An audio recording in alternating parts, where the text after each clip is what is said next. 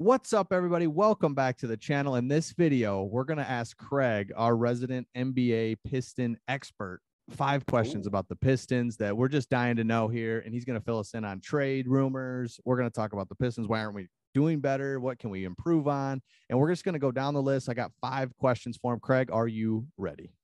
I'm ready. A little mid-season action. I'm in mid-season form. Let's go. We've been throwing out videos like crazy on the Pistons. Let's get another one. It's good to have you on talking Pistons, Chris. Let's go. Yep, let's do it. So if you've missed it, look back at our channel. Craig has been putting out Pistons or Jerami Grant trade rumors, possibilities, scenarios. So I'll start with that, Craig. Now that you've kind of gotten deep inside of that, are you trying to see him get traded, or do you want him to stay? Yeah. So that's a great question. And as I think I've put out like 8, 9 videos at this point, right? On different trade destinations. And what you start to see in the comments, a lot of things are happening. You see Pistons fans, they like certain trades, and then other teams fans come in and you realize everybody's a homer. Right. So everybody's a homer. So everybody wants certain trades that are best for their team. So when you ask me the question of, do I want to trade Jerami Grant? I'm going to give you, it's not a cop-out answer, but it is a real answer. I want to trade Jerami Grant if the price is right. If it's not, he's a good player. And let's not forget why he came here. He wanted to be a number 1 option, even number 2, as it might look like now, right? He wanted to be that. He wanted to build his career. And, I think he wanted to prove that he deserved a big extension that he should get after next year. So I have no problem keeping him. He's 28. He's going to be an effective player for at least another 3 to 4 years. The timeline's close. It's not perfect. So I have no problem keeping him. I even did a video on why we should keep him and why we shouldn't.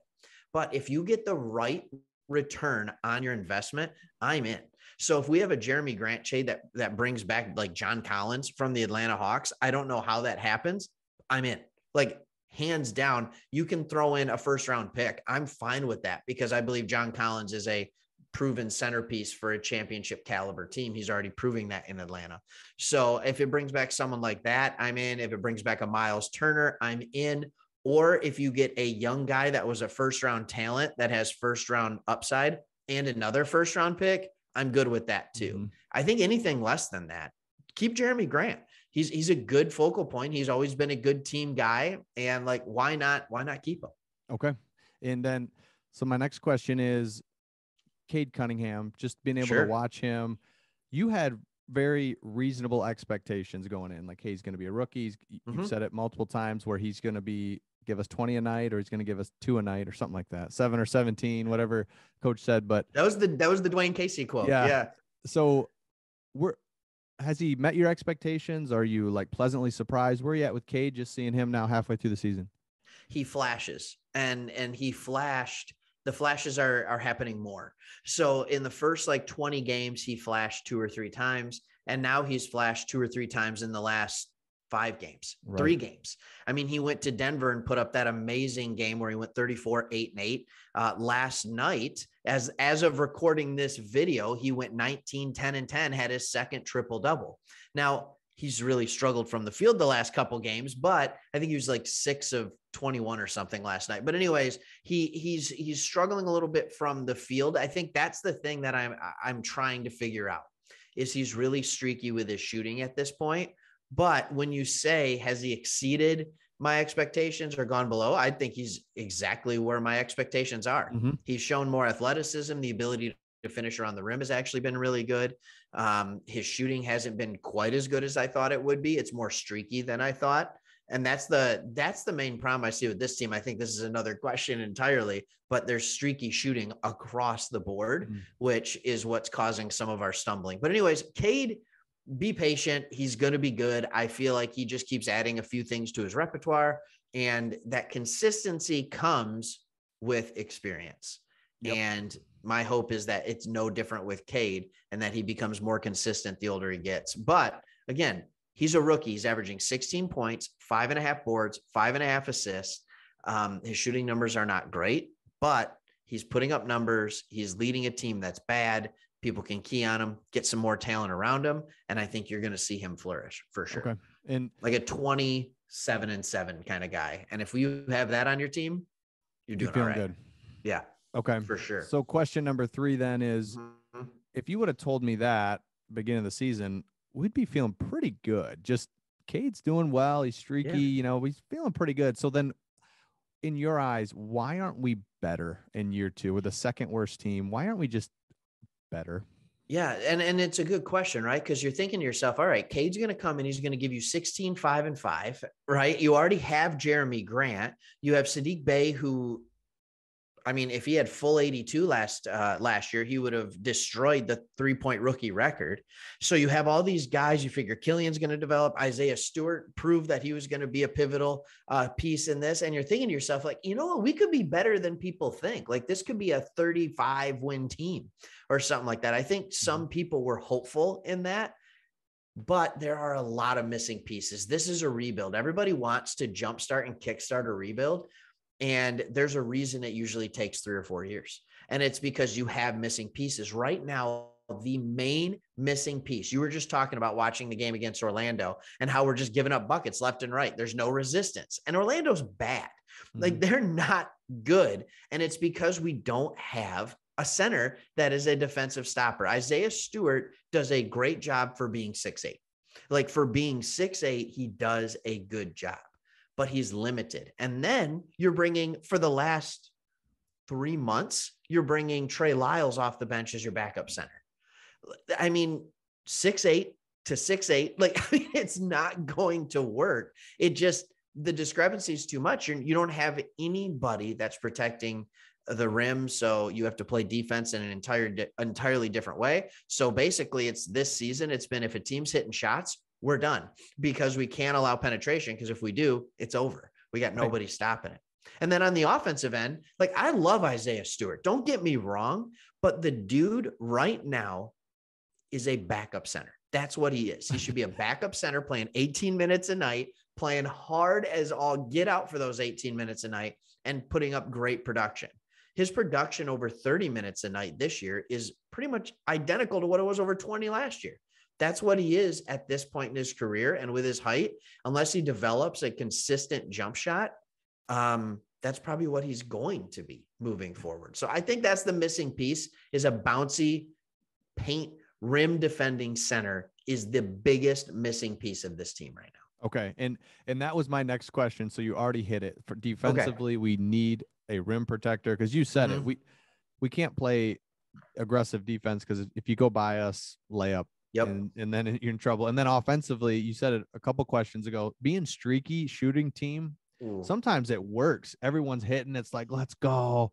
Yeah. Then everyone's missing. And it's like, oh my gosh, score 82 points. And you're like, get me out of here. So, okay. You're right. So the game against the Cavs last night, did you know we were down 15-0 to start? Yes, I saw that. It took us 4.5 minutes to get a bucket. We ended up scoring, I think, 110 points, and we won.